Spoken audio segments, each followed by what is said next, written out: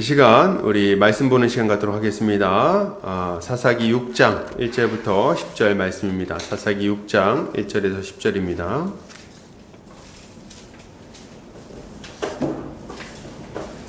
제 성경으로는 구약성경 370페이지에 있습니다. 제가 봉독해 올리겠습니다. 이스라엘 자손이 또 여호와의 목전에 악을 행하였으므로 여호와께서 7년 동안 그들을 미디안의 손에 넘겨주시니 미디안의 손이 이스라엘을 이긴지라. 이스라엘 자손이 미디안으로 말미암아 산에서 웅덩이와 굴과 산성을 자기들을 위하여 만들었으며 이스라엘이 파종할 때면 미디안과 아말렉과 동방 사람들이 치러 올라와서 진을 치고 가사에 이르도록 토지 소산을 멸하여 이스라엘 가운데에 먹을 것을 남겨두지 아니하며 양이나 소나 나귀도 남기지 아니하니 이는 그들의 짐승과 장막을 가지고 올라와 메뚜기 떼같이 많이 들어오니 그 사람과 낙타가 무수함이라. 그들이 그 땅에 들어와 멸하려 하니 이스라엘이 미디안으로 말미암아 궁핍함이 심한지라. 이에 이스라엘 자손이 여호와께 부르짖었더라. 이스라엘 자손이 미디안으로 말미암아 여호와께 부르짖었으므로 여호와께서 이스라엘 자손에게 한 선지자를 보내시니 그가 그들에게 이르되 여호와께서 이같이 말씀하시기를 이스라엘의 하나님 내가 너희를 애굽에서 인도하여 내며 너희를 그 종되었던 집에서 나오게 하여 애굽 사람의 손과 너희를 학대하는 모든 자의 손에서 너희를 건져내고 그들을 너희 앞에서 쫓아내고 그 땅을 너희에게 주었으며 내가 또 너희에게 이르기를 나는 너희의 하나님 여호와이니 너희가 거주하는 아모리 사람의 땅의 신들을 두려워하지 말라 하였으나 너희가 내 목소리를 듣지 아니하였느니라 하셨다 하니라. 아멘. 사사기 6장 1절에서 10절까지 웅덩이와 동굴 속에 숨었을 때라는 제목으로 말씀을 나누도록 하겠습니다. 이 시대에 많은 성도들이 교회를 다님에도 불구하고 무기력하고 힘든 삶을 살아가는 것 같습니다. 교회를 다니는데도 별로 그렇게 행복해 보이지 않는 경우들이 많이 있는 것 같아요. 예수를 믿고 하나님의 백성이 된 자들은 하나님 나라의 복을 누리면서 살아가는 것이 너무 마땅합니다. 근데 많은 사람들이 그 복을 누리지 못한다는 거죠. 그 이유가 뭘까요? 그 이유를 한마디로 말씀드리면 바로 죄 때문입니다. 죄 때문에 그 복을 누리지 못하는 거예요. 많은 사람들이 예수를 믿고 나서도 하나님의 다스림을 받으며 그 은혜 가운데 살아가지 않고 도리어 이전에 예수를 믿지 않던 때에 따르던 이 세상 신을 따르며 이 세상 방식으로 죄의 다스림을 받으며 살아가고 있다는 거예요. 말씀을 따라 거룩한 삶을 살아갈 때 우리 인생에는 복이 찾아옵니다. 우리 주님의 다스림은 우리 인생을 살찌우고 복되게 만들어줘요. 그런데 우리가 죄의 다스림에 들어가는 순간, 우상숭배에 빠지는 순간 우리 인생에는 여러 가지 종류의 고통이 찾아오게 마련입니다. 이전에 우리가 믿지 않던 때에 겪던 그 고통이 다시 우리 인생 가운데 찾아오게 된다는 거예요. 그죠? 믿지 않는 사람들처럼 죄의 다스림 가운데 살아가는데 복을 누릴 수 있을 리가 없는 겁니다. 오늘 본문은 이스라엘 자손이 또 여호와의 목전에 악을 행했다고 말하고 있어요. 또 여호와의 목전에 악을 행했다. 그들은 또 범죄했어요. 또. 오늘 좀 또라는 단어가 굉장히 눈에 들어오는데 또 범죄했어요. 또. 우상을 숭배하고 이웃에게 악을 행하는 삶을 다시 또 살게 된 겁니다. 또 죄를 범했다. 근데 이제 목사님 어떻게 그 우상 숭배인지 어떻게 압니까? 여기 안 나오는데. 뒤에 보면 이제 기드온이 자기 아버지 집에 있는 바알의 우상을 부수는 걸 볼 수가 있습니다. 그리고 사람들이 막 벌떼같이 일어나가지고 어떻게 바알 우상을 부셨냐 그러고 막 이제 화를 내거든요. 그걸 보면 이스라엘 백성들의 현재 처지가 어떠한지가 굉장히 선명하게 드러나는 거예요. 그들은 굉장한 고통을 겪고 있었는데 그럼에도 불구하고 어떻게 살고 있습니까? 그럼에도 불구하고 여전히 우상을 숭배하면서 바알에게 마음을 빼앗겨서 그렇게 살아가고 있는 거예요. 그런 모습인 거를 이렇게 우리가 알 수 있는 거죠. 가만히 보면 여러분, 이 이스라엘 사람들은 늘 같은 죄를 범하는 것 같아요. 맨날 똑같은 죄를 범합니다. 바알과 아세라를 숭배하고 물질을 추구하며 음란하게 그것을 섬기는 삶을 맨날 똑같은 죄를 범하면서 그렇게 살아가고 있는 걸 우리가 보게 되죠. 그래서 참 가끔은 이렇게 사사기를 보다 보면 또 그랬어? 약간 그런 마음이 들기도 합니다. 또 똑같은 죄를, 또 똑같은 죄를. 근데 사실 이런 이스라엘의 모습을 우리가 좀 마음껏 막 욕하고 싶긴 한데, 그죠? 어떻게 저런 머저리 같은 그런 아주 바보 같은 그런 잘못을 반복해서 저지르는가, 약간 이런 마음이 들 때가 있죠. 근데 그렇게 욕하고 싶은데 욕하려고 할 때 마음 한편이 이렇게 찜찜한 것도 사실입니다. 왜 그럴까요? 왜 이렇게 반복해서 죄를 짓는 이스라엘 백성들에 대해서 반감이 들다가도 이렇게 좀 찜찜한 마음이 찾아올까요? 그 이유는 그렇게 같은 죄를 반복해서 짓는 이스라엘의 모습이 우리의 모습과 너무 흡사하기 때문에 그렇습니다. 너무 비슷하다는 생각을 하게 돼요. 우리도 죄를 짓습니다. 그리고 그것 때문에 고통을 당해요. 후회하고 회개하죠. 회개할 때는 진짜 진심으로 회개합니다. 하나님, 정말 다시는 안 그럴게요. 막 이렇게 막 회개를 해요. 제가 정말 잘못했습니다. 2번 다시 제가 이 죄를 저지르면 정말 제가 사람도 아닙니다. 뭐 이렇게 막 간절히 회개하죠. 그리고 슬퍼요. 다짐도 막 합니다. 다시는 안 짓겠다고. 그러면 하나님은 우리의 기도를 들으시고 우리의 죄를 용서해 주세요.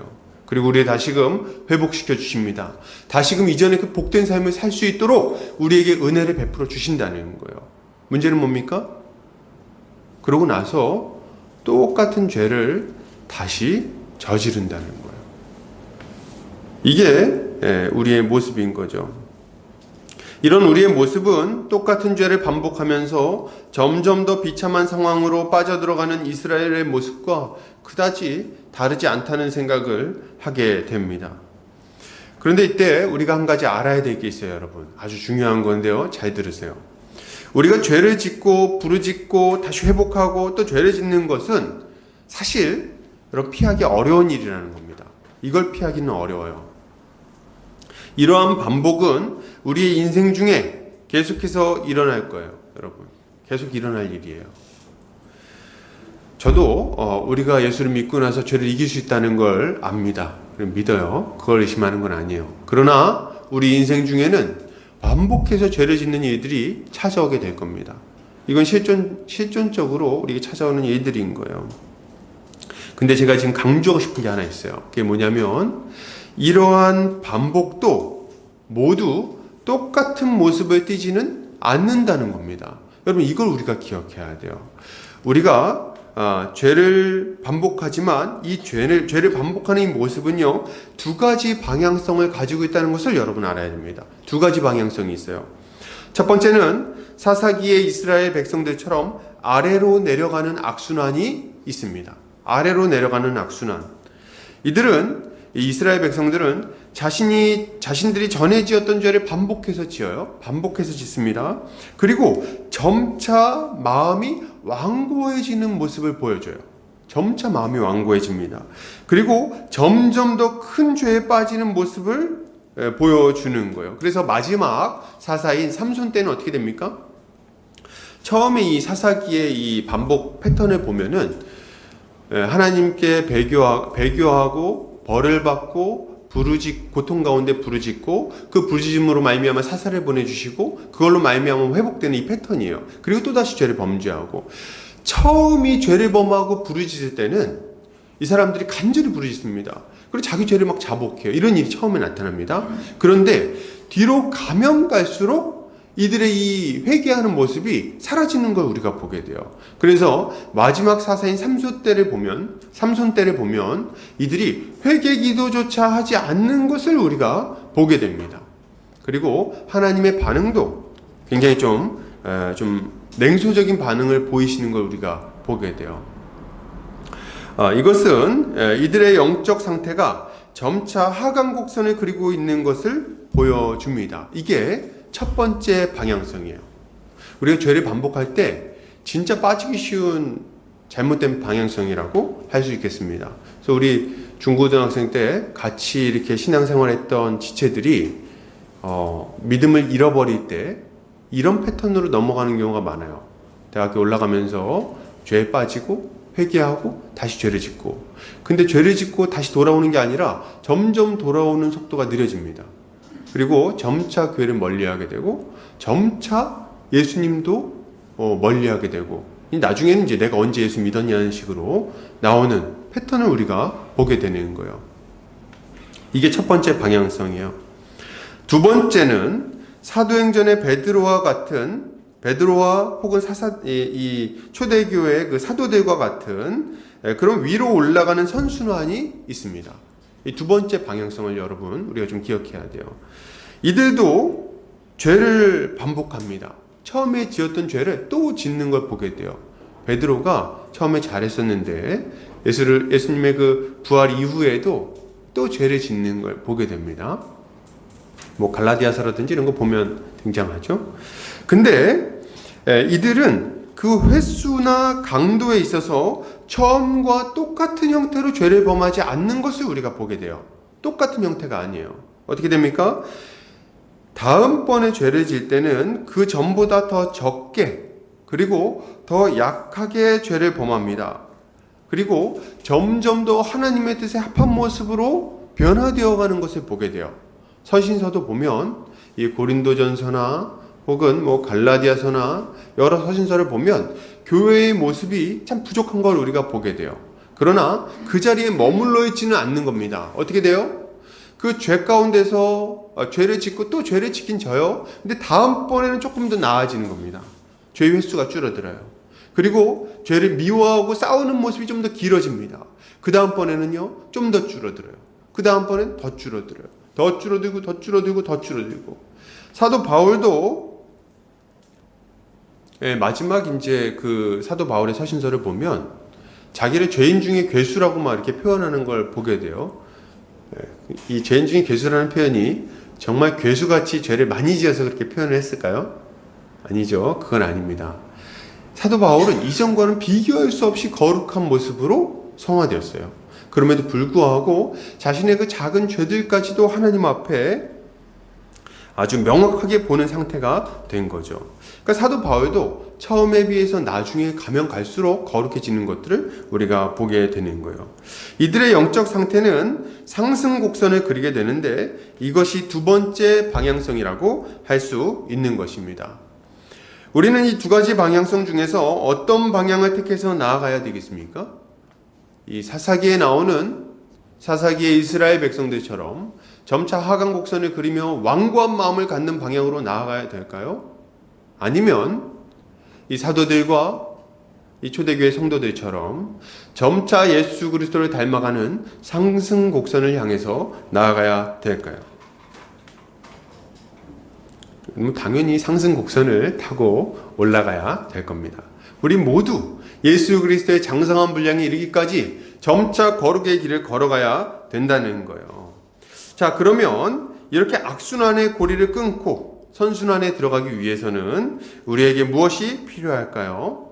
뭐가 필요할까요? 딱 한마디로 얘기하자면 끊임없는 회개와 결단 그리고 순종의 싸움이 있어야 되겠습니다. 이게 멈추지 않아져야 돼요. 계속해서 이 싸움을 싸워야 됩니다. 그리고 이러한 삶을 살게 해주는 하나님의 능력 그리고 하나님의 은혜가 너무나도 필요한 거예요. 오늘 본문을 통해서 이러한 것들에 대해서 함께 살펴보도록 하겠습니다. 자, 그럼 우리 본격적으로 말씀을 좀 들어가도록 하겠습니다. 오늘 이스라엘 자손이 여호와의 목전에 악을 행하자 하나님은 7년 동안 그들을 미디안의 손에 넘겨주십니다. 미디안 족속은 이스라엘과의 싸움에서 승리했고 이스라엘 백성들을 아주 심하게 학대했어요. 근데 이제 우리 사사히 계속 보면서 어떤 분들은 이런 생각할지 모르겠어요. 아니, 왜 미디안이 이스라엘을 괴롭힌 횟수가 7년밖에 안 됩니까?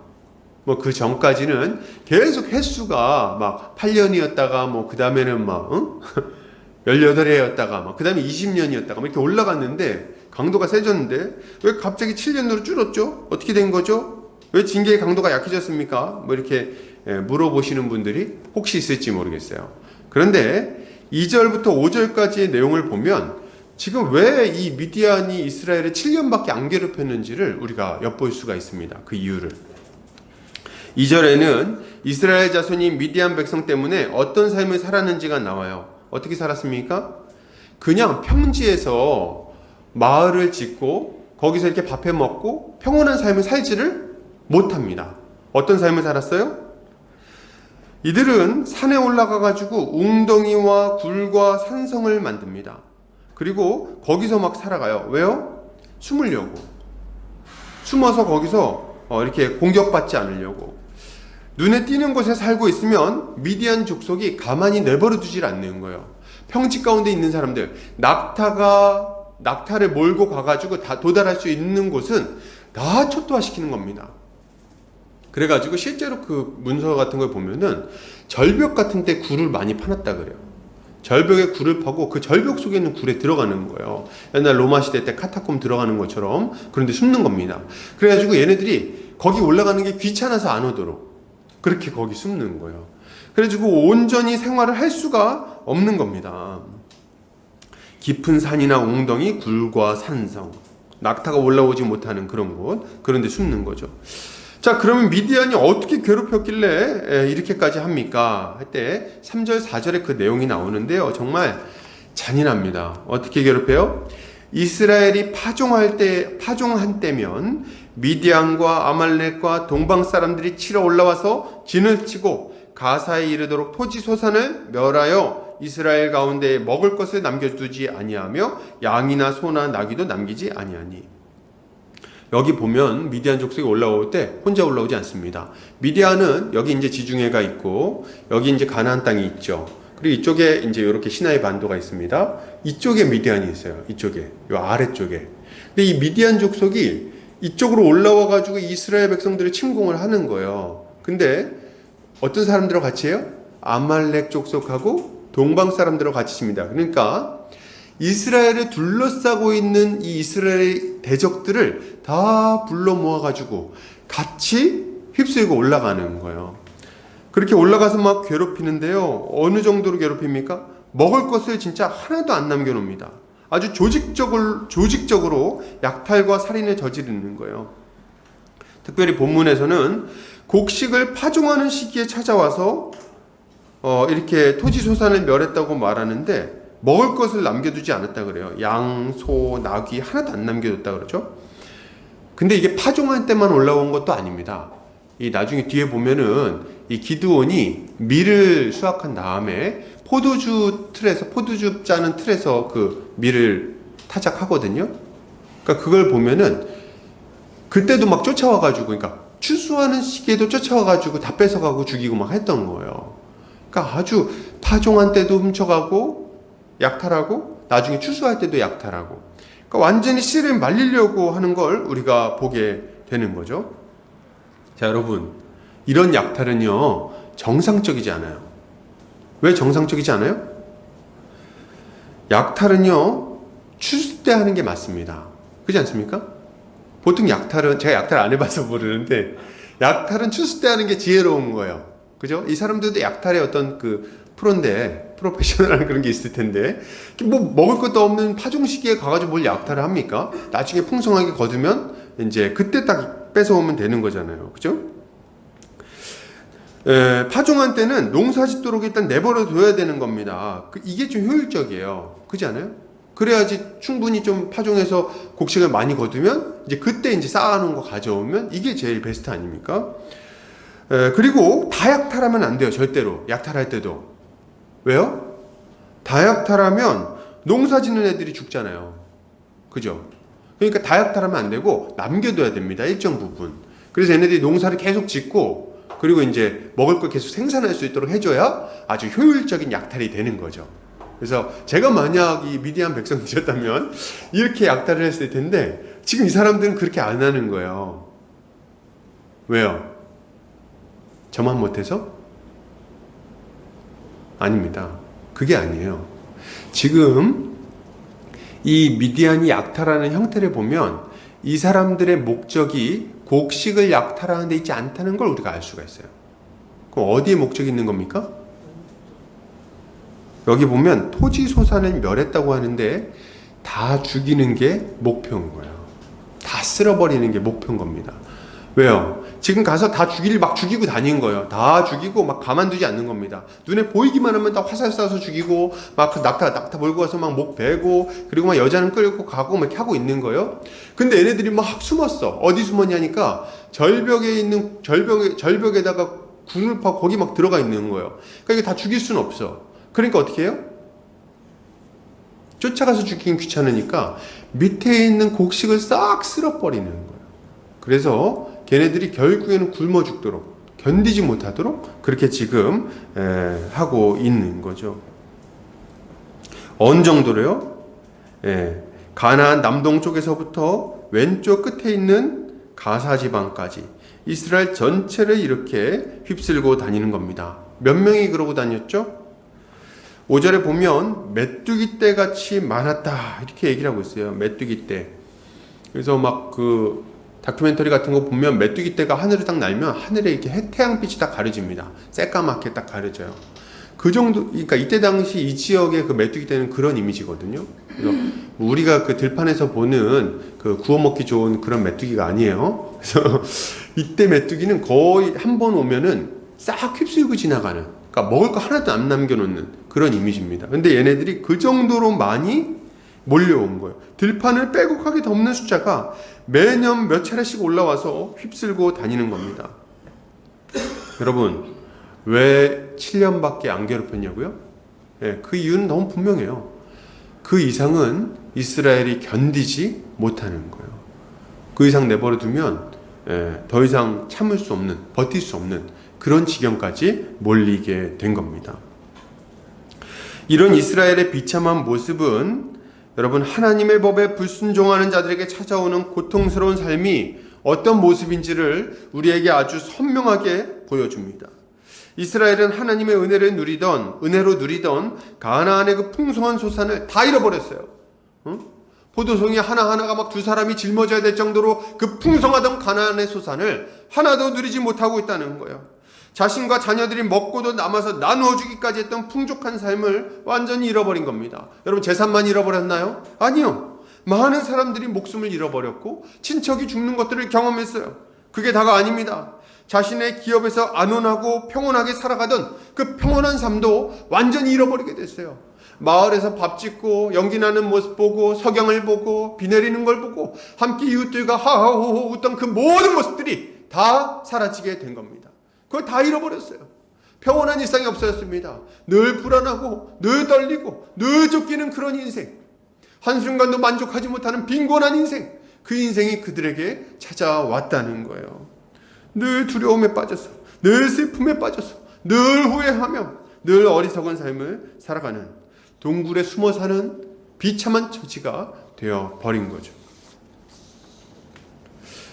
여러분, 근데 이때 한 가지 의문이 듭니다. 아니, 진짜 한두 번도 아니고 이 바보들도 아니고 도대체 이스라엘 백성들은 왜 이렇게 반복해서 똑같은 죄를 짓는가? 그 죄가 도대체 뭐길래 여기에 그렇게 쉽게 넘어가는가? 이런 의문을 우리가 가지게 되는 거죠. 그 이유는 분명합니다. 뭐예요? 죄가 그만큼 매력적이라는 거예요. 죄가 매력적이지 않으면 죄에 빠지겠습니까? 바보도 아니고. 죄 때문에 몇 번 좀 이렇게 고생을 해보면요, 약간 겁이 납니다. 두려운 마음이 있어요. 그래서 또 죄를 짓는 게 겁날 때가 있어요. 근데 그럼에도 불구하고 또 죄를 반복해서 짓는 이유는 그 죄가 그 두려움을 넘어설 정도로 매력적으로 보이기 때문에 그런 겁니다. 여러분, 이스라엘 백성들이 숭배했던 바알은 천둥과 번개의 신이에요. 그리고 그 아내였던 아세라 여신은 풍요와 다산의 신이죠. 이 신들은 농경사회에 절대적으로 중요한 비와 다산을 약속하는 신들입니다. 그러니까 딱 봤을 때 얘네를 숭배하면 큰 이익을 얻을 거라는 것을 약속받는 거예요. 그러니까 거기에 큰 매력을 느끼는 겁니다. 풍요로운 삶을 산다고? 지금 이제 매년 그냥 얼마 비가 잘 내릴까 못 내릴까 걱정할 필요 없이 큰 풍년이 들어서 창고에다 곡식을 쌓아놓고 염려 없이 살 수 있다고? 그럼 한번 좀 이렇게 섬겨볼까? 이런 마음이 든다는 거죠. 또 하나는 뭡니까? 이들의 그 종교 행위 자체도 이스라엘 백성들의 죄성을 굉장히 자극하는 형태를 띠고 있었습니다. 뭐예요?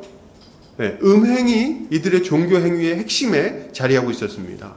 이들은 이제 바알과 아세라는 굉장히 좀 음란한 신들이었어요. 그래서 이들의 종교 행위 자체가 뭐냐면 제사의식 자체가 제사를 드리면서 그 앞에서 남자 제사장, 여자 제사장 뭐 이런 애들이 있어요. 걔네들과 이제 성행위를 하는 겁니다. 그 음행을 막 하는 거예요. 그러면 이 바알과 아세라 이 신들이 그걸 보고 막 기뻐합니다.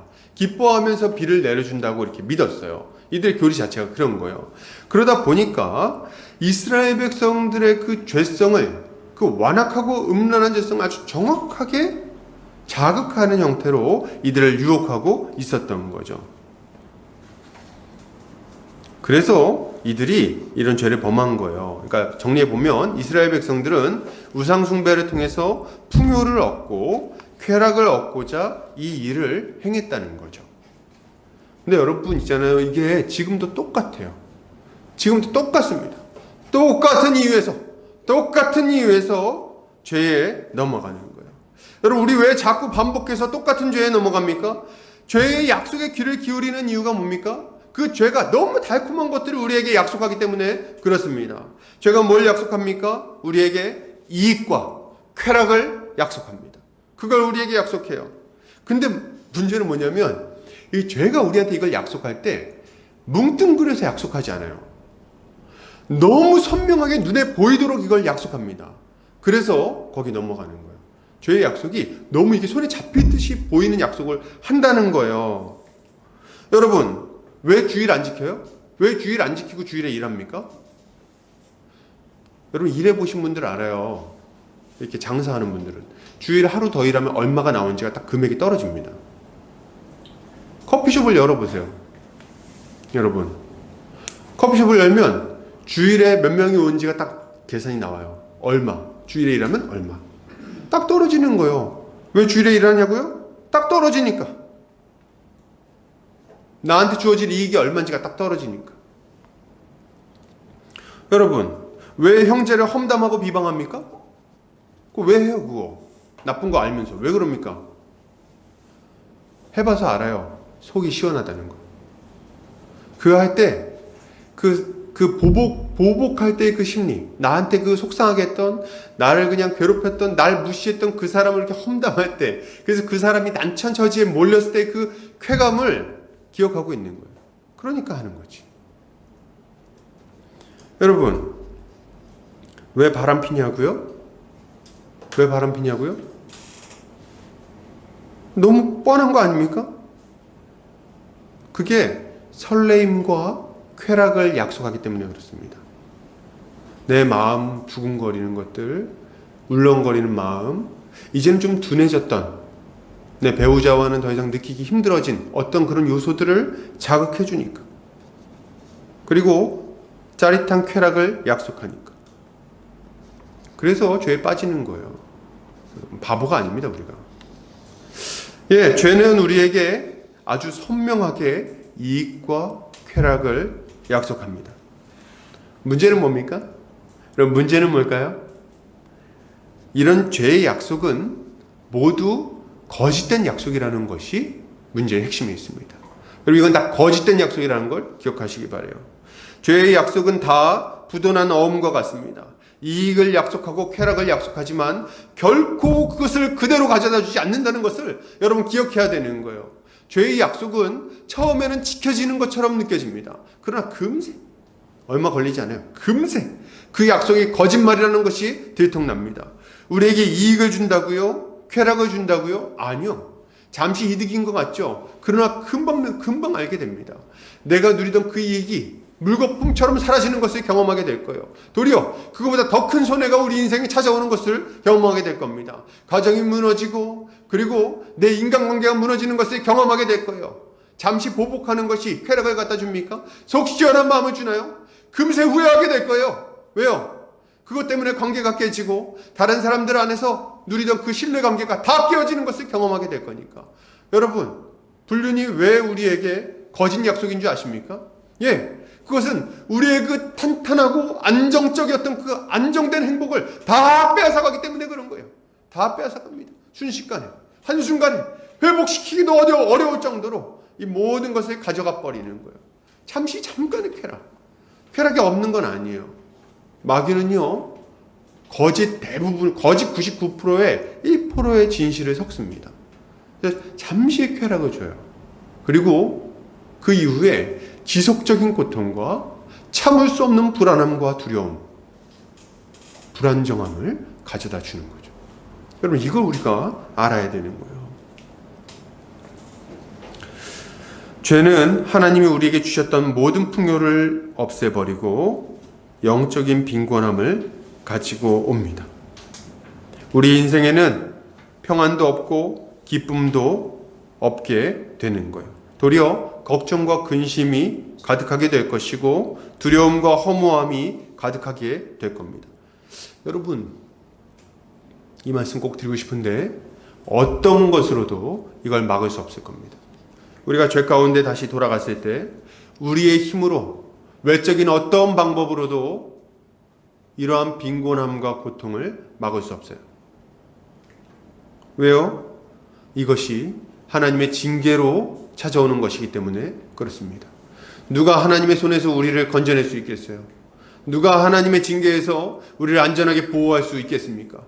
누가 하나님의 도우심 없이 우리의 인생을, 우리의 영혼을 회복시킬 수 있겠어요? 누가 우리의 궁핍함을 다시금 충만하게 채워줄 수 있겠습니까? 하나님 아니고서는 아무도 그 일을 할 수 없기 때문에 우리는 결코 이것을 피할 수 없는 겁니다. 이런 삶을 우리가 조심해야 되는 거예요. 여러분, 우리가 죄의 악순환에 빠지지 않기 위해서, 그 악순환에서 벗어나기 위해서 가장 먼저 생각해야 될 것은 바로 죄의 거짓말에 속아 넘어가지 않는 겁니다. 그것이 거짓말임을 알고 그것을 거절하는 것, 그것이 우리에게 필요한 거예요. 죄는 우리에게 만족과 기쁨, 안정되고 행복한 삶을 절대로 가져다 줄 수 없습니다. 거짓말이에요. 도리어 우리의 인생을 망치고 모든 것을 빼앗아갈 뿐입니다. 이것을 깊이 생각하면서 죄의 유혹을 거절하는 것이야말로 이 죄의 악순환에서 벗어나는 방법이에요. 계속해서 몸부림쳐야 돼요. 그걸 이렇게 찾아오면은 어쩔 수 없이 마음에는 원이 오는데 육신이 약하는구나 하면서 그냥 막 뛰어들면 안 되고, 이거 거짓말이다 이렇게 딱 생각하고 싸워내야 된다는 거예요. 쳐내야 된다는 거예요. 그 거짓말이라고 딱 선언해야 돼요. 거짓말하지 마. 거짓말하지 마. 네가 준다고 약속한 모든 것들은 부도움에 불과한 걸 내가 알고 있어. 나한테 거짓말하지 마. 난 속지 않을 거야. 여러분, 혹시 다시금 죄가 우리의 귀에 달콤한 약속을 속삭이고 있나요? 혹시 그렇습니까? 이전에 어리석은 죄 때문에 찾아왔던 고통스러운 시간들을 기억해내시기 바랍니다. 그 시간을 생각하세요. 내가 그때 실수했을 때 얼마나 고통스러웠는지 그 경험을 여러분 다시 떠올리세요. 혹시 일기에 적어 놓으셨으면 일기장 보세요. 그리고 그 죄의 유혹을 물리치시기 바랍니다. 죄로 인해 낭비한 재물과 죄 때문에 잃어버렸던 그 시간을 기억해야 되는 거예요. 그때의 고통과 후회의 눈물을 기억해내야 됩니다. 꼭. 이것이 죄의 사슬에서 벗어나기 위해 우리가 가장 먼저 가져야 될 태도인 것입니다.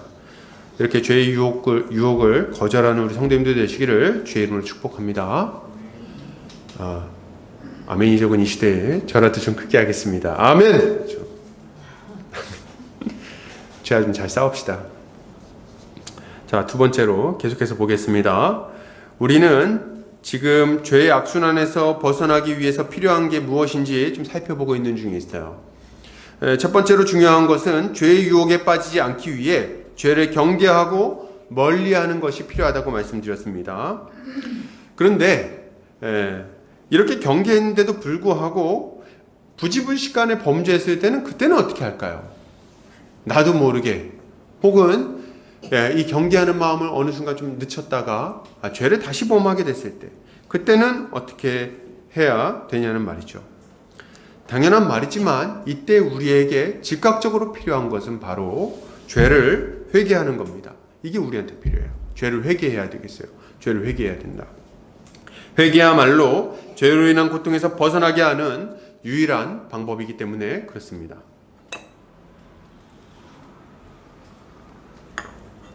오늘 이스라엘 백성들은 또다시 어리석은 죄에 빠졌어요. 그리고 그로 인해 극심한 고통 가운데 들어가게 되었습니다. 미디안의 약탈 때문에 심한 궁핍함이 찾아온 거죠. 그러나 이스라엘은 이렇게 심한 고통을 당했는데도 불구하고, 이렇게 심한 공격을 당했음에도 불구하고 망합니까? 망하지 않습니까? 예, 망하지 않습니다. 망하지 않았어요. 하나님은 미디안을 물리치시고 그들에게 다시금 회복을 가져다 주십니다. 그 시작점이 뭡니까? 그 시작점이 바로 하나님 앞에 부르짖는 거였어요. 이게 회복의 시작점이었습니다. 이것이야말로 이스라엘이 고통에서 벗어나 회복의 길을 걷게 되는 시작이라고 할 수 있는 거죠. 여러분, 지금도 마찬가지예요. 이거 너무 이 어떤 딱 정해진 패턴이라고 생각하고 암기를 해버리셔야 돼요. 여러분, 죄로 인해 찾아온 고통에서 벗어나는 방법은 회개밖에 없어요. 회개해야 돼요. 응? 죄에 머무르면서 고통이 없어지기를 기대한다면 여러분, 그것은 아주 헛된 기대입니다. 헛된 기대예요. 하나님은 결코 우리와 타협하지 않으십니다. 절대 우리한테 져주지 않으세요. 그 정도로 하자, 이렇게 하는 법이 없습니다. 완전히 엎드러질 때까지, 거기서 완전히 떠날 때까지 우리 주님은 절대로 이 징계를 거두지 않으시는 거예요. 죄에서 떠나는 것만이 죄로 말미암은 고통을 끝내는 유일한 방법입니다. 그거밖에 없어요. 여러분, 고집 피우지 않으시기 바랍니다. 괜찮다고 생각하지 않아야 돼요. 이 정도 죄는 괜찮아, 이렇게 생각하지 않으시기 바랍니다. 죄로 인해 찾아온 고통이 아니라고 말하면서 버티지 않아야 돼요. 이거는 지금 내가 겪는 고통은 꼭 그 죄 때문에, 이것 때문에 그런 건 아니야. 누가 옆에서 이렇게 알려줘도 그렇게 반응하는 경우가 있어요. 너 이거 주님 앞에 회개해야 되지 않겠냐, 너 그것 때문에 이렇게 어려운 일이 찾아온 거 아니냐. 그럴 때 보면은 저희 많이 경험했어요. 뭐라고 말합니까? 그것 때문에는 아니에요. 지금 이 문제는 그것 때문에 그런 건 아니야. 그럼 뭐 때문에 그런 겁니까 도대체? 살다 보면 이런 일이 생길 수도 있다고 말하지 않으시기를 바랍니다. 내 인생 살다 보면 다 이렇게 좋은 일도 있고 나쁜 일도 있지, 그러니까 이런 일도 있는 거야. 아니요. 살다 보면 찾아오는 일이 있고 부득불 우리가 겪게 되는 고난도 있으나 죄 때문에 겪는 고난은요, 다 압니다. 왜 몰라요? 우리의 양심이 우리를 고발하고 있고 하나님의 말씀이 우리의 심령을 아프게 찌르고 있는데 어떻게 모른다고 말할 수 있어요? 어떻게 일상적인 고통이라고 그렇게 얘기하고 넘어갑니까? 그렇게 고집 피우지 않아야 돼요. 이런 생각과 말들은 현재의 죄에 머무르려고 하는 완악한 마음에서 나오는 말들이에요. 여러분, 하나님 앞에서 정직하시기 바랍니다. 정직해야 돼요. 하나님 앞에서. 응? 우리 스스로는 속일 수 있을지 모르겠어요. 목사도 속일 수 있고 형제 자매들도 속일 수 있을지 모르겠어요. 그래서 별 문제 없는 것처럼 생각할지도 모르겠습니다. 근데 본인은 금방 알 겁니다. 그리고 하나님도 금방 아세요. 우리가 하나님을 속일 수 있을까요? 하나님을 속일 수 있는 방법은 없습니다. 그냥 하나님 앞에서 정직해야 돼요. 돌이켜야 할 죄를 뒤에 숨기지 않으시기를 바랍니다. 주님은 애타는 마음으로 우리한테 말씀하시기 때문에 그래요. 뭐라고 말씀하십니까? 너희가 어찌하여 매를 더 맞으려고 패역을 거듭하느냐. 온 머리는 병들었고 온 마음은 피곤하였으며 발바닥에서 머리까지 성한 곳이 없이 상한 것과 터진 것과 새로 맞은 흔적뿐이거늘 그것을 짜며 싸매며 기름으로 부드럽게 함을 받지 못하였도다. 이사야서 1장 5절에서 6절 말씀입니다. 주님은 죄에 머무르지 말라고 딱 말씀하시는 거예요. 거기에 머무르면 발바닥에서 머리까지 성한 곳이 없이 고통을 당하게 된다고 경고하시는 겁니다. 우리는 회개를 미루고 버티면 버틸수록 더 큰 고통이 기다린다는 것을 알고 빨리 좀 돌이켜야 되겠어요. 빨리. 이게 지혜로운 거예요. 이게 지혜로운 거예요. 이제 아들이 한 명 있어요. 앞에서 지금 기침하고 있는데, 9살짜리 아들이 한 명 있습니다. 근데 이 아들이 이제 막 잘못할 때가 있어요. 잘못할 때가 있죠. 그 잘못했을 때 부모가 혼냅니다. 너 이거 잘못했어 안 했어? 혼냈어요. 그때 눈빛이 흔들리면서도 고집 피우면 어떻게 됩니까? 그러면은 이제 그 잘못했다고 말할 때까지 혼나는 거예요. 그렇게 고집을 잘 안 피우는 아이예요. 그러나 이제 그런 날이 있을 수 있잖아요. 그럴 때는 이제 고집 꺾을 때까지. 왜요? 왜 그렇게 하죠? 얘가 미워서 그렇게 합니까? 아니죠. 아이를 위해서 그렇게 하는 거예요. 다시 똑같은 죄를 짓지 않도록 하려고. 그래서 그 순간에 죄를 꺾도록, 그 죄에서 떠나도록 확실하게 거기서 이렇게 교육하는 거죠. 여러분, 근데 하나님도 마찬가지예요. 버티면은, 이게 어렸을 때 부모님한테 좀 이렇게 사랑의 매를 좀 맞아보신 분들은 알아요. 버티면 어떻게 됩니까? 오래 맞아요. 오래 맞아. 세게 맞고. 그러니까 제일 지혜로운 방법은 이렇게 맞았을 때 즉각 돌이키는 것. 이게 빨리 고통을 없애는 방법인 거죠. 근데 이때 우리가 빨리 회복하기 위해서 좀 알아야 될 게 있어요, 여러분. 그게 뭐냐면, 회개 기도를 빨리 하는 겁니다. 이게 우리한테 굉장히 필요해요. 어떤 분들은, 지금 목사님 좀 무슨 말씀 하시는 거지? 회개랑 회개 기도가 똑같은 거 아닌가 뭐 생각할 수 있어요. 근데 회개랑 회개 기도 약간 달라요. 회개는 죄에서의 돌이킴을 의미합니다. 좀 더 큰 개념이에요. 그래서 어떤 죄는 단기간에 돌이킬 수 있지만 어떤 죄는 단기간에 해결되지 않는 죄들이 있어요. 죄의 습관들 이런 거는 단기간에 해결되지 않아요. 죄의 습관에서 벗어나는 것은 완전히 벗어날 때까지 오랜 시간이 걸릴 수도 있어요. 꽤 긴 기간. 그러면 이렇게 죄의 문제를 완전히 해결하기 전까지는 내가 회개하겠다. 근데 이제 그거를 그렇게 생각하면은 굉장히 긴 기간 아니에요. 완전히 돌이킬 때까지.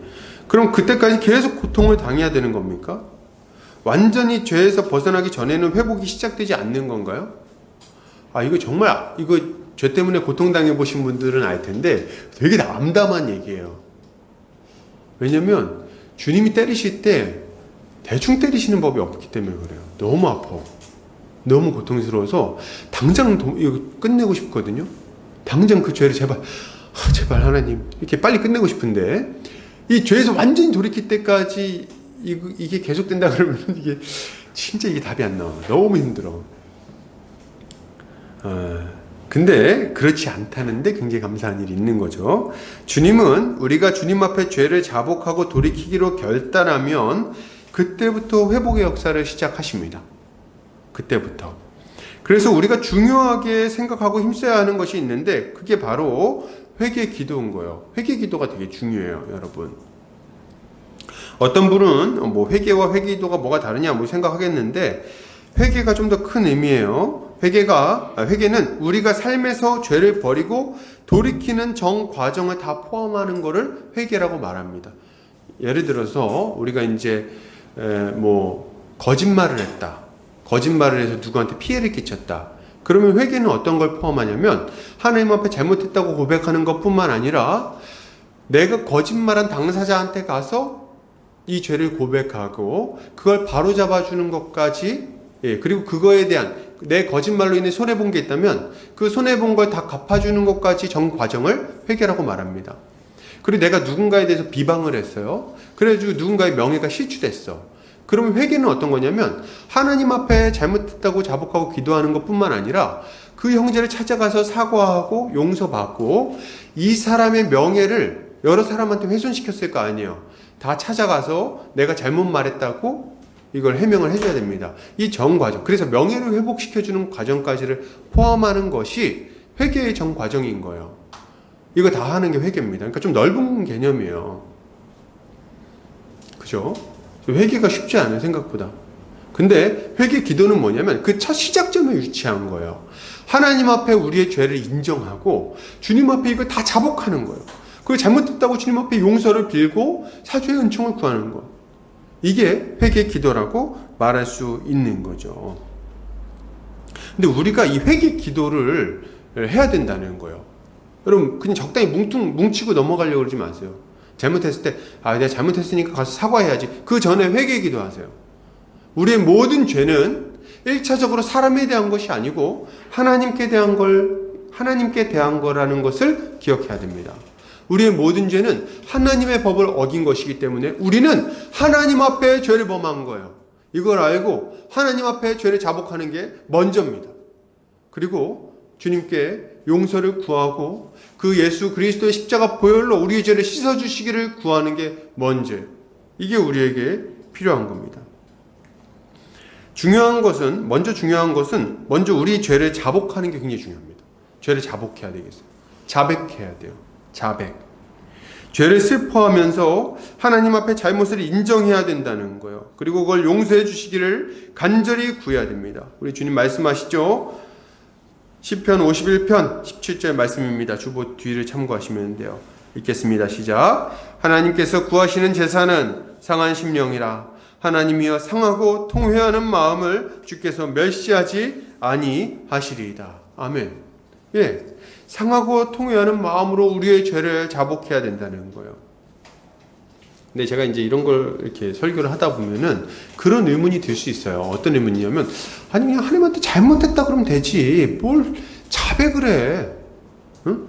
뭘 그렇게 그냥 하나님 잘못했습니다 용서해서 이렇게 뭉치고 넘어가면 되지. 이 정도면 됐지. 뭘 시시콜콜하게 누구한테 무슨 잘못을 했고 어떤 잘못을 했고 내가 어떤 거짓말을 했으며 어떻게 비방했고 누구의 명예를 실추시켰으며 누구한테 불륜을 저질렀고 아내의 마음을 이거 왜 굳이 다 자복해야 됩니까? 하나님 아시잖아요. 그냥 이렇게 하고 넘어가면 안 됩니까? 그러면 안 될까요? 여러분, 안 됩니다. 우리 죄를 낱낱이 고백해야 되겠어요. 물론 우리가 모르는 죄는 고백할 수 없잖아요. 그건 어쩔 수 없어. 그러나 우리의 머릿속에 잘못했다고 분명하게 생각이 드는 것들이 있다면 낱낱이 하나님 앞에 다 자복하시기를 바랍니다. 왜요? 왜 죄를 자복해야 됩니까? 그 이유가 뭐냐면, 이유가 있어서 그래요. 이유가 뭐냐면 이렇게 자복하는 거는 이 행위 자체가 내가 지금 무슨 죄를 저질렀는지를 하나님 앞에 정확하게 고백한다는 의미가 있어요. 그래서 내가 지금 이런 죄를 저질렀습니다. 이 죄를 저질렀고 이거 제가 잘못했습니다. 인정하는 의미가 있는 거예요. 그래서 이거 자백해야 되는 거예요. 자백 안 하면 내가 이렇게 의식하지 못하고 저지른 죄는 용서 못 받나? 그런 거 아니에요. 그런 게 아니라 내가 하나님 앞에 명백하게 인식하고 잘못했다고 생각하는 것들을 고백함으로써 그 죄에 대한 미련을 끊어버리는 의미가 있는 거예요. 그래서 죄를 솔직하게 자백하는 게 굉장히 중요합니다. 이렇게 할 때 우리는 죄에 대한 미련을 끊어낼 수 있어요. 이것이 우리가 죄를 솔직하게 자백하는 이유인 거죠. 주님께 회개의 기도를 하는 이유가 또 있는데요. 회개 기도는 어떤 의미가 또 있냐면 우리의 죄를 용서할 권세가 하나님께만 있다는 것을 인정하는 행위입니다. 오직 주님만 우리의 죄를 용서할 수 있다는 것을 인정하는 거예요. 그리고 우리가 주님께만 범죄했다는 것을, 주님께 범죄했다는 것을 인정하는 거예요. 그리고 주님 앞에 우리 죄를 자복하는 거죠. 그리고 여기에 더해서 오직 예수 그리스도의 보혈이 아니고서는 우리의 추악한 죄를 씻을 수 있는 방법이 전혀 없다는 것을 우리 주님 앞에 고백하는 의미도 있는 거예요. 그래서 회개하는 거예요. 예수님 말고는, 그 보혈의 능력이 아니고서는 도무지 우리의 죄를 씻을 수가 없습니다. 우리의 선행으로는 이 죄를 가릴 수가 없습니다. 이걸 자백하는 게 회개 기도의 의미인 거죠. 또한 회개 기도는 우리가 이 죄된 습관에서 벗어나는 것도 우리의 능력으로 되지 아니하고 오직 하나님의 능력으로만 가능하다는 것을 인정하는 고백인 거예요. 그런 기도예요. 이걸 인정하고 하나님의 은혜를 구하는 기도라는 거예요. 그렇기 때문에 우리는 회개 기도를 통해서 회개와 회복의 길로 들어설 수 있게 되는 겁니다. 회개 기도가 그래서 그렇게 중요한 거예요. 목사님들이 맨날 뭐 상담하면 죄졌습니다 이렇게 얘기하면 맨날 하나님 앞에 회개해, 기도해 뭐 이렇게 얘기하잖아요. 그 이유가 있어요. 상투적인 말을 하는 게 아니고 그것 자체가 영적인 원리가 있는 겁니다. 그래서 우리가 하나님 앞에 죄를 자백하고 은혜를 구하는 게 필요한 거예요. 우리가 주님 앞에 회개하면 우리의 죄를 자복하고 예수 십자가 보혈의 능력을 의지하며 다시금 일어날 수 있는 능력을 구하면 우리 주님은 우리에게 응답해 주십니다. 우리 주님 말씀하시죠. 이사야 55장 7절입니다. 같이 읽겠습니다. 시작. 악인은 그의 길을, 불의한 자는 그의 생각을 버리고 여호와께로 돌아오라. 그리하면 그가 긍휼히 여기시리라. 우리 하나님께로 돌아오라. 그가 너그럽게 용서하시리라. 아멘. 예, 우리가 주님께 돌이키면 우리 주님은 기꺼이, 우리 아버지 되신 주님은 우리의 죄를 용서해 주실 거예요. 그러므로 여러분, 혹시 우리 중에 죄 가운데 거하고 있는 분들이 있으십니까? 그 죄 때문에 고민하고 고생하고 고통당하고 있는 분들이 혹시 있으신가요? 그것 때문에 후회하고 있는 분들이 혹시 있나요? 그렇다면 주님 앞에 엎드려서 회개하시기 바랍니다. 하나님 앞에 죄를 자복하고 예수 십자가 보혈로 그 죄를 씻어주시기를, 우리 주님의 은혜를 간절히 구하시기를 바랍니다. 이렇게 할 때 주님은 우리의 죄를 용서해 주시고 다시금 우리 인생을 회복시켜 주실 겁니다. 이걸 믿고 주님께 나아가는 우리 성도님들 되시기를 주의 이름으로 축복합니다. 아멘. 계속해서 보겠습니다. 우리가 하나님 앞에 회개할 때 다시 죄를 범하지 않기 위해 가져야 될 마지막 태도를 좀 살펴봤으면 좋겠습니다. 그게 뭘까요? 그것은 하나님의 말씀을 통해 하나님의 은혜와 사랑 그리고 그분의 명령과 약속을 확인하는 거예요. 이게 우리에게 필요합니다. 신자는 주님께로 돌이키겠다 이렇게 마음 먹었을 때 가져야 되는 태도가 있는데 그게 뭐냐면 말씀 앞에 나오는 거예요. 말씀 앞에 서는 게 필요합니다. 말씀을 통해서 우리 자신의 모습을 정확하게 살펴봐야 된다는 거예요. 왜요? 이렇게 할 때 우리의 잘못이 무엇인지 정확하게 알고 또 무엇을 의지하여 어디로 돌아가야 하는지를 정확하게 알 수 있기 때문에 그렇습니다. 오늘 이스라엘이 하나님 앞에 부르짖으니까 하나님은 이스라엘에게 한 선지자를 보내주세요. 그리고 말씀을 전하십니다. 그죠? 선지자를 보내서 7절부터 보니까 한 선지자를 보내서 이제 말씀을 전하시죠. 이게 되게 인상 깊은 장면이에요. 사실 이거 자체만 보면 뭐 이렇게 인상 깊은 장면인가 싶은데 이제까지 그 사사기 앞에서부터 쭉 살펴오면은 이게 좀 독특한 장면입니다. 왜냐면 하나님이 이제까지 이스라엘 백성들이 회개했을 때 이런 식으로 역사하신 적이 없어요. 먼저 그냥 선지자를 보내서 구원해 주십니다. 사사를 보내서. 근데 여기 처음으로 선지자를 보내서 뭔가 말씀을 하시는 거예요. 그럼 뭐라고 얘기하는가? 그러니까 이게 자꾸 반복해서 죄를 지으니까 이런 조치가 이제 취해지는 거죠. 그럼 뭐라고 말씀하십니까? 그들이 무슨 잘못을 했는지를 책망하세요. 왜요? 죄에서 돌이킬 뿐 아니라 다시 똑같은 죄에 빠지지 않도록 지금 이제 정확하게 교정하려는 의도를 가지고 선지자를 보내서 말씀을 주시는 거죠. 그럼 이제 어떤 말씀을 주시냐 할 때 가장 먼저 하나님은 자신이 이스라엘 자손에게 베푼 은혜가 무엇인지를 말씀해 주십니다. 그거 다시 상기시켜 주세요. 이거 이스라엘 백성들한테는 거의 뼛속 깊이 새겨져 있는 내용이거든요. 인디안들이 뭐 이렇게 모닥불 주변을 이렇게 뛰면서 옛날에 태초에 무슨 뭐 바밤바 신이 뭐 이렇게 해가지고 이제 뭐 세상을 만들 때에 뭐 이렇게 뭐 거기 피에서 뭐가 튀어나왔고 그 족속 중에 누가 있고 그 중에 이제 우리가 그 혈손이다 뭐 이렇게 얘기하는 거 있잖아요. 그런 느낌으로 그래서 계속 전승돼서 절대 잊어버리지 않게 하는 거 있잖아요. 그 내용이 여기 딱 나오는 게 뭐예요? 하나님께서 종되었던 이스라엘을 애굽 땅에서부터 그들을 학대하고 괴롭혔던 이스라엘 땅에서 애굽 땅에서 건져내셨다는 내용을 딱 얘기해 주세요. 그 어떻게 보면 그 모형, 아주 그냥 원형을 딱 얘기해 주십니다. 하나님의 그 구원의 원형을 딱 얘기해 주시는 거예요. 하나님은 그들을 종되었던 애굽에서 건져내셨으며 약속하신 가나안 땅을 그들에게 주셨다고 말씀하시죠. 그리고 하나님은 자신이 이스라엘 자손에게 주신 약속에 대해서도 말씀해 주십니다. 자신이 그들의 하나님이심을 말씀하시면서 가나안의 신들을 두려워하지 말라고 말했다고 말씀하시죠. 가나안 전쟁에서 승리를 주겠다는 약속을 주셨다고 얘기하시는 거예요. 그리고 하나님은 이런 하나님의 은혜와 약속에 대해서 이스라엘 자손이 어떻게 반응했는지를 그 다음에 딱 얘기하십니다. 그러니까 봐요. 이렇게 얘기하시는 거예요. 야, 내가 너네에게 어떤 은혜를 베풀었는지 기억해봐라. 너네가 이집트 땅에서 그 고생할 때 벽돌을 만들기 위해서 진흙을 이기고 그 무거운 돌, 우리가 생각하는 벽돌이 아니죠. 그 커다란 그 돌들을 다 짊어지고 그것을 메고선 그 거대한 건축물들을 만들며 죽어나갈 때 너네가 그 애굽 사람들의 그 학대 때문에 눈물을 흘리고 피를 흘리고 내게 그 끔찍한 고통으로 말미암아 부르짖을 때 내가 너네를 외면하지 않지 않았냐?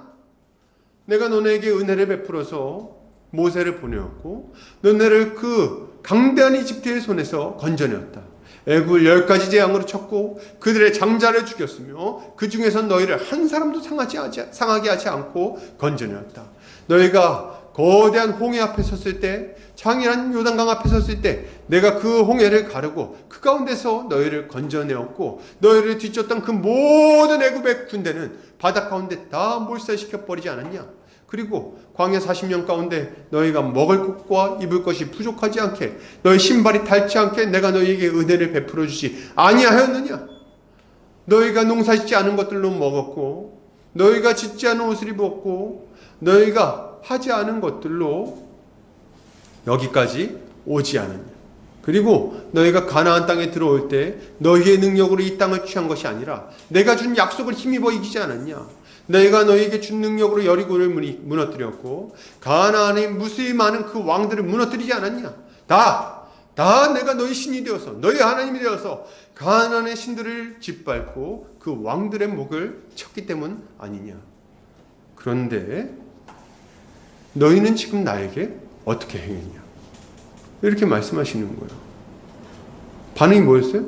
근데 너네가 순종하지 않았다. 결론이 이거예요. 그런데 너네가 내 명령을 믿지 않았고 순종하지 않았느니라. 이렇게 하고 그냥 얘기가 끝나요. 그래서 죄를 막 지적하는 거, 막 죄를 지적하는 게 아니라 이걸 생각하게 하는 겁니다. 야, 하나님이 내가 너네한테 베풀어준 은혜 한번 생각해봐. 그리고 그게 얼마나 신실했는지 생각해봐. 너네한테 준 그 약속이 얼마나 대단한 약속이었는지를 생각해봐. 그리고 약속에 따라서 너네가 얼마나 큰 복을 누렸는지도 좀 생각해봐. 근데 너네 어떻게 반응한 거야? 이렇게 말씀하신다는 거죠. 이 사람들은요, 이 놀라운 은혜와 약속에도 불구하고 우상을 섬겼어요. 이게 기가 막힌 일인 거죠. 이게 그들이 하나님 앞에 저지른 죄인 겁니다. 하나님은 이 선지자를 통해서 이스라엘 백성들이 기억해야 될 게 무엇인지, 붙들어야 할 게 무엇인지, 그리고 돌이켜야 할 것이 무엇인지를 알려주고 있는 거예요. 여러분, 이러한 패턴이 지금도 아주 똑같이 나타난다는 것을 여러분 기억해야 됩니다. 여러분, 우리가 앞에서 목사님들이 말씀을 전하잖아요. 말씀을 전할 때 거의 패턴이 이 패턴이에요. 그렇지 않습니까? 딱 이 패턴으로 말씀을 전합니다. 뭐요? 하나님이 우리에게 베푸신 은혜가 무엇인지, 우리에게 주신 약속이 무엇인지, 그럼에도 불구하고 불순종하는 우리의 모습은 무엇인지, 거기서 어떻게 돌이켜야 될 것인지, 그리고 어떻게 살아야 할 것인지, 이게 모든 설교의 패턴입니다. 여러분, 우리가 죄 가운데 거할 때 회개하면 주님은 주님께 돌아오고자 하는 자들에게 말씀을 보내세요. 말씀을 보내십니다. 하나님의 일꾼들을 통해서 혹은 신실한 형제들을 통해서 알려주시는 거예요. 말씀을. 왜요? 말씀을 들을 때 온전한 회개와 회복이 일어나기 때문에 그렇습니다. 그렇기 때문에 여러분, 우리가 이렇게 회개할 때 말씀을 들어야 되겠어요. 말씀을 들어야 돼요. 제 경험상 보면은 사실 이렇게 죄 가운데 거하면서 고통당할 때는 아주 공통되게 나타나는 특징이 있는데 말씀 듣기가 싫어요. 설교 듣기가 싫어져. 예배 드리는 게 싫어지고 말씀이 싫어집니다. 왜냐하면 안 그래도 힘든데 앞에서 자꾸 잘못했다 그러니까 듣기가 싫은 거예요. 이 반응이 굉장히 정확하게 나타납니다. 그래서 어떤 사람의 영적 상태를 보려면 예배를 어떻게 드리는가를 보면은 거의 그냥 딱 거의 비례해요. 그렇기 때문에 본인을 점검할 때도 굉장히 중요한 문제겠죠. 근데 여러분 그럼에도 불구하고 말씀을 들어야 되겠어요. 여러분 말씀을 들으세요. 듣기 싫을 때 그냥 억지로 앉으세요. 그리고 말씀을 들으시기 바랍니다. 책망하는 말씀도 들어야 되겠어요. 왜요? 여기에 온전한 회복의 단초가 있기 때문에 그렇습니다. 제가 한 가지 좀 이렇게 약속드리고 싶은 게 있는데, 저는 절대로 누구 한 사람 찍어서 말하는 법이 없어요. 설교할 때. 마음에 안 드는 사람이 있을 수는 있겠죠? 그러나 절대로 그렇게 얘기 안 하니까 그런 오해는 하지 않으셨으면 좋겠어요. 아마 저랑 같이 있었던 분들은 다 이거 인정하실 거예요. 인정 안 해도 어떡할 거야. 근데 이제 그러니까 딱 그냥 믿음으로 받아들이시기 바랍니다. 근데 저도 이제 그런 경험이 있는데, 앞에 안 좋을 때 딱 와서 앉아있으면 이상하게 딱 그 얘기 할 때가 있어요. 옛날 목사님이 그런 적이 있었어. 제가 그 목사님한테 나중에 가서 이렇게 물어봤죠. 왜 그렇게 얘기하십니까? 그때 목사님이 뭐가? 이렇게 모르더라고. 뭘 잘못했는지. 아무튼 그래요. 무슨 얘기 하려고 했죠, 제가? 아무튼 그러면 말씀을 들을 때 이제 어떤 일이 일어나는가 할 때, 하나님은 말씀을 통해서 죄로 인해 잠들어 있던 우리 영혼을 깨워주세요. 우리 영혼을 깨워주신다. 우리가 잊어버리고 있던 것들을, 그 하나님의 은혜를 다시금 깨우쳐 주시는 거예요. 회개와 회복이 일어날 때를 보면요, 사실 굉장히 대동소이한 모습을 보이는데, 먼저 우리 주님은 하나님의 은혜를 기억나게 하세요. 이거 거의 공통되게 나타나는 특징이에요. 은혜가 기억나게 하신다. 우리가 전에 어떤 자들이었는지, 우리가 얼마나 비참한 처지에 있었는지, 그리고 그런 우리에게 베풀어 주신 하나님의 은혜가 얼마나 큰지를 말씀을 통해서 깨우쳐 주십니다. 그래서 그걸 딱 생각나게 하는 거예요. 예수 그리스도의 십자가를 우리 눈앞에 아주 밝히 빛나게 하셔서 그 십자가의 은혜가 다시금 살아나게 하세요. 그리고 주님은 이걸 믿는 자들에게, 이걸 믿는 자들, 그런 자들에게 주어진 약속이 무엇인지를 생각나게 하십니다. 그거 딱 생각나게 해요. 사죄의 은총과 성령의 능력과 교회를 통해서 주어질 복에 대해서 깨닫게 하시는 거죠. 그리고 이러한 약속을 받았음에도 불구하고 불순종하고 죄의 길로 기울어진 우리 자신의 어리석은 모습을 다시 바라보게 하십니다. 뭘 잘못했는지, 그리고 그것이 왜 잘못인지를 알려주시는 거죠. 그리고 자신의 잘못을 후회하는 자들에게 이런 잘못에서 돌이키고 회복의 길로 들어설 것을 요청하십니다. 그래서 말씀을 통해서 그런 은혜를 받을 수 있는 거예요. 이것이 말씀 들을 때 일어나는 일입니다. 그러므로 여러분, 우리가 죄의 악순환을 끊어내고 점점 더 성화의 길로 나아가기 위해서는 어떻게 해야 될까요? 계속해서 하나님 말씀을 들어야 되겠어요. 계속해서 하나님 말씀을 들어야 됩니다. 하나님의 말씀을 통해서 하나님이 베푸신 은혜를 떠올려야 됩니다. 그 은혜를 떠올려야 돼요. 그것이 이걸 계속 마음에 품어야 됩니다. 그리고 하나님의 약속을 기억해내고 굳게 붙들어야죠. 그리고 우리의 삶을 말씀에 비추어서 면밀하게 점검해야 됩니다. 이렇게 할 때 우리는 똑같은 죄에 빠지는 그런 실수를 범하지 않을 수 있는 거죠. 근데 제가 이렇게 얘기하면서, 사실 설교문 작성하면서 무슨 생각을 좀 했냐면, 야, 진짜 애쓴다, 발버둥 치는구나, 이런 생각을 했어요. 이 악순환에서 빠지려고 정말 발버둥 치는구나. 근데 정말 이게 딱 이렇게 했을 때 즉각적으로 큰 효과를 발휘할 때도 있지만 아닐 때도 있거든요. 발버둥 치는데 빨리 안 될 때도 있어. 그래서 참 문득 그런 생각했어요. 야, 정말 발버둥 친다, 죄의 사슬에서 빠져나오려고 정말 몸부림친다, 뭐 이런 생각을 했습니다. 우리가 이렇게 할 때 때로 효과 없는 것처럼 느껴지고 그럴 수도 있겠다는 생각도 했어요. 근데 여러분, 그럼에도 불구하고 이런 발버둥과 이런 몸부림이 우리를 죄의 늪에 빠지지 않도록 붙들어 줄 겁니다. 이런 몸부림이 필요한 거예요.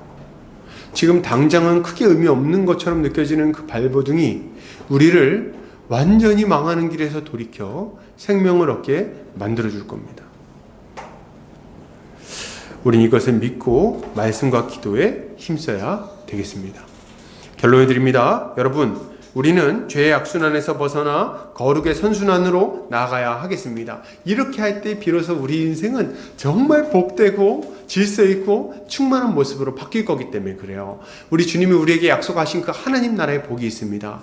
우리 주님이 꿈꾸었던 그 나라의 백성들의 삶이 있어요. 자유롭게 하나님께 영광 돌리고 찬양하고 형제 자매들과 함께 교제하고 하하호호 밥을 짓고 밥을 먹고, 그리고 가정에서는 사랑하는 아내와 사랑하는 남편과 사랑하는 자녀와 함께 아주 안정적으로 삶을 영위하고, 세상에서는 사명을 감당하며 보람있게 무엇을 먹든지 마시든지 무엇을 하든지 하나님께 영광 돌리며 우리의 인생을 살아가면 살아갈수록, 나이가 먹으면 먹을수록 우리 주님을 닮아가는 그런 인생, 아주 복된 인생을 우리 주님이 꿈꾸셨어요. 그리고 우리가 주님께 나아가면 나아갈수록, 죄와 싸우고 거룩의 길로 나아가면 나아갈수록 우리 인생은 이런 모습을 가지게 될 겁니다.